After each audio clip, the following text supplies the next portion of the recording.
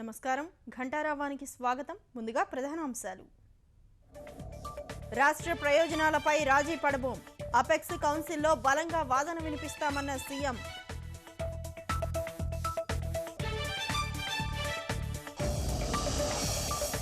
దసరా రోజు వెలగపూడి కార్యాలయ ప్రవేశం.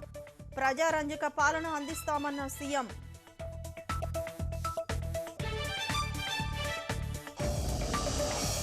తెలంగాణ ఎంసెట్ 3లో సత్తా చాటిన బాలికలు. కష్టానికి ఫలితం దక్కిందన్న ర్యాంకర్లు.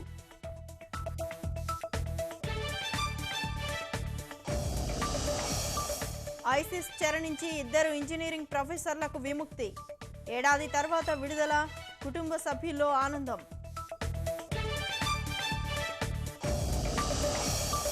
కర్ణాటక, తమిళనాడు ప్రజలు సంయమనంతో ఉండాలి. గొడవలు ఆపాల్సిన బాధ్యత రాష్ట్రాలదేనన్న సుప్రీం.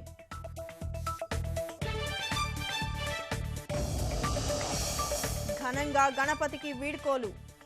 ఆటపాట్లతో సాగనంపుతున్న భక్తులు.